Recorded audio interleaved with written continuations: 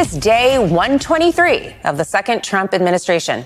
And early this morning, the House of Representatives narrowly passed the president's tax and spending bill.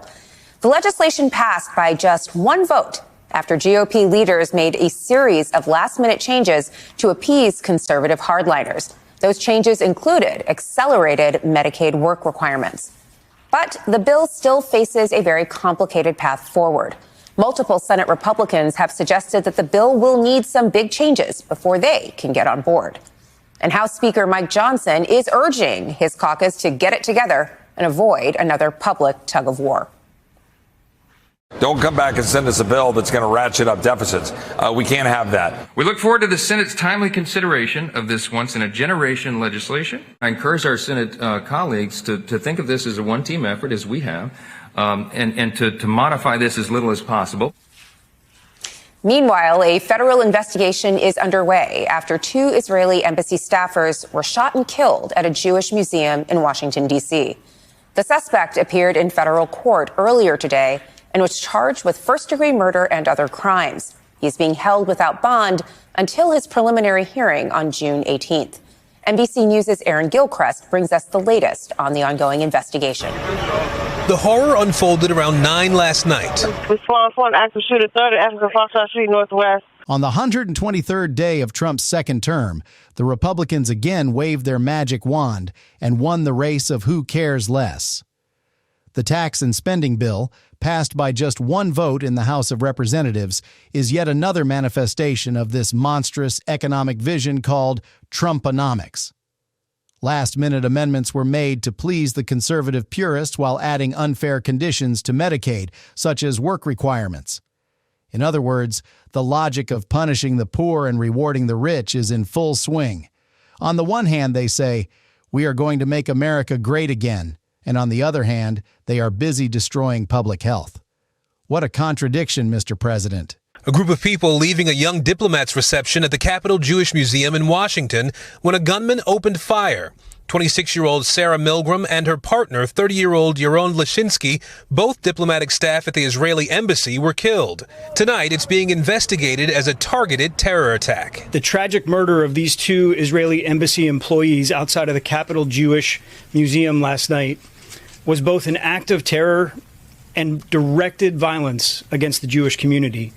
And it has the full and unwavering attention of the FBI. The alleged gunman, 30-year-old Elias Rodriguez, shouted, "Free Palestine," as he was taken into police custody. Free Palestine! He's now facing multiple charges, including first-degree murder and murder of foreign officials. Today, the FBI is searching his Chicago apartment. Violence against anyone based on their religion is an act of cowardice. President Trump posting, "Hatred and radicalism have no place in the USA." Witnesses say it was a rainy night, and after firing the shots, the alleged gunman rushed into the museum. And all of a sudden, we start hearing what sounds like gunshots. The people inside had no idea what he had allegedly done and offered him a glass of water. We're just thinking he's a witness, frazzled, and trying to comfort him.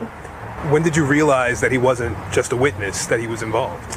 I would say it was about 10 minutes later when he started yelling to the entire museum, "I did it.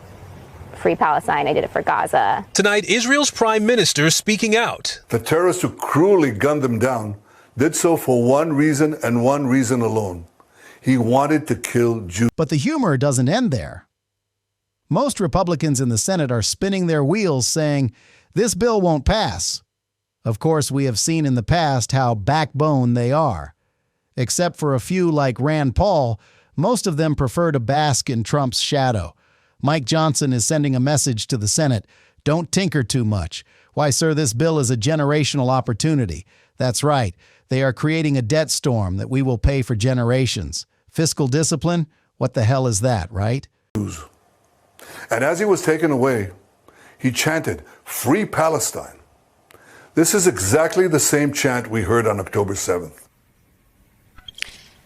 With that, I want to bring in our leadoff panel. Susan Glasser is a staff writer for The New Yorker. Angela Corazon is president of Media Matters. And former U.S. Attorney Joyce Vance, who spent 25 years as a federal prosecutor, is also with us. Susan, let's start with this deadly shooting in Washington, D.C. This comes amidst rising concerns about anti-Semitism. How tense is this moment right now in the Capitol and elsewhere?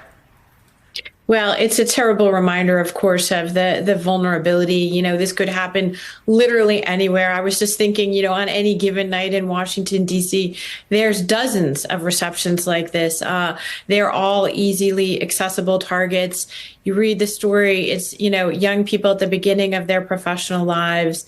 And it's really, this is, the whole city is a soft target in that sense. And, you know, there's nothing, unfortunately, stopping anyone from repeating this again and again and again. And especially at such a polarizing moment, you've seen this spike in anti-Semitic incidents. And it's just, it's painful. I was reading the police affidavit tonight, and to see the graphic details of, you know, the horrific, really execution, it appears, of these young people. It's, you know, it's a big tragedy.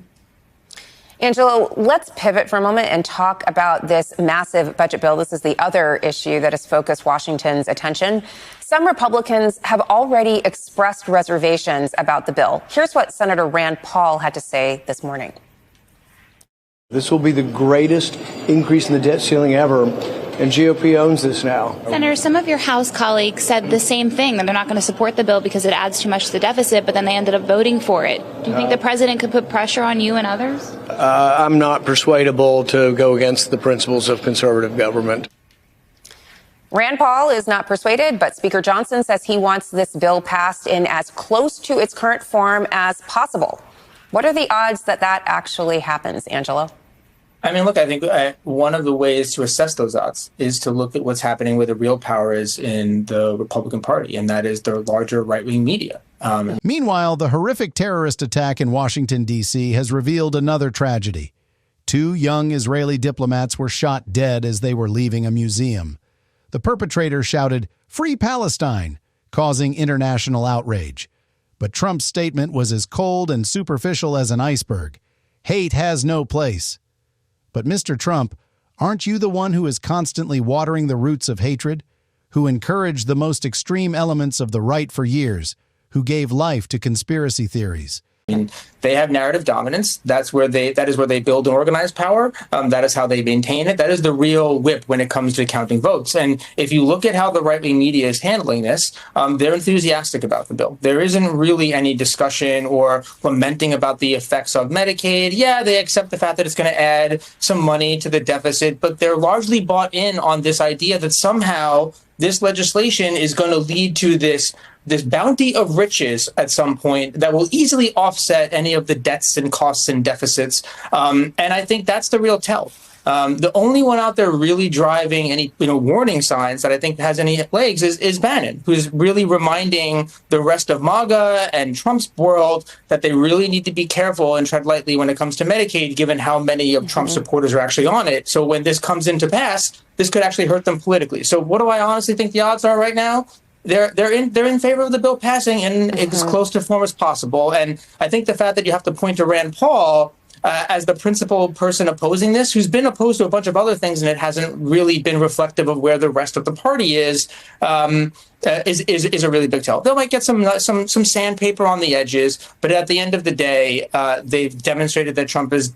That they capitulate to Trump and give him what he wants. I don't see why this would be any different. They've already abdicated their role and responsibility as a separate branch of government. Susan, how do you see it? Angelo is obviously skeptical that there will be any material changes, but do you think the deficit hawks in the Senate are going to have their way here?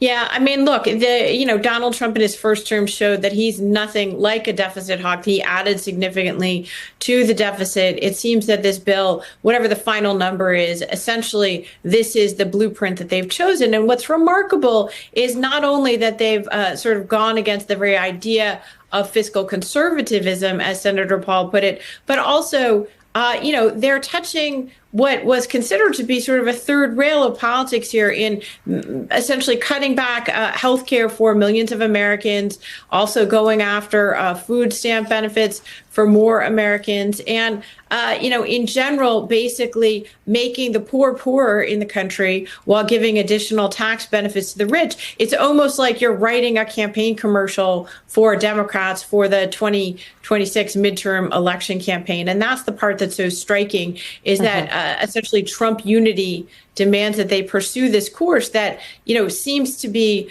a very risky one from an electoral and a political point of view. Angelo, Susan is echoing the words of former Chicago mayor and Obama's first White House chief of staff, Rahm Emanuel. Emanuel wrote a column saying that this bill should be understood by the public in just one phrase. The FBI has launched an investigation after this massacre, but the real question is, what is being done to prevent hate? While leaders like Trump fuel hateful rhetoric, we are consoled with a tweet with every attack. As cities become soft targets, politicians point their fingers at each other and say, "We are in shock." Meanwhile, of course, they do not forget to prune the welfare state with their own laws. Being in shock and at the same time pushing people into poverty. Is this a kind of political dual personality? Let's get to the real issue. This tax bill is literally a feast for the rich and a mourning for the poor. What is called a tax cut is actually a transfer of wealth. They are taking the bite from those with pasta on their plates and cutting the taxes of those with private jets. This deceitfulness is sold under the label of economic growth. We have seen it time and time again during the Trump era. The rich get richer, the poor get poorer. And this strange economic magic still fools some people. Maybe it's not magic, but stage fraud. But what about the media? It has turned into a circus. As Angelo Carusone says, the right-wing media is incredibly dominant. 80% of the most popular programs are right-wing and far from reality. What they call free market has become free facts, and reality is on vacation. No matter how good the Democrats' message is, they cannot be heard in this echo chamber. Channels like Fox and Newsmax are serving Trump's lies with a hooray. Despite all this, Trump and his team still play the role of man of the people. The man who took an axe to Medicaid stands on the podium and says, "I am fighting for you." What kind of war is this, my friend? Against us? It is as if every dollar taken from the elderly, the sick, and the poor with this law is returned as a ball on Trump's golf courses. And all the while, the Republicans are saying, it's time for unity. How beautiful unity. A sacred alliance between the upstairs with its golden closet and the downstairs with its broken chair. The result? We, the American Democrats, say once again, this is not just a bill, it is a test of character. If Trump's second term is worse than his first, it will be because of laws like this and those who remain silent. As defenders of the public interest, we will continue to expose this charade. Because this country doesn't belong to tax havens, it belongs to people trying to make a decent living. And at the end of this theater, the ballot box will be the closing curtain.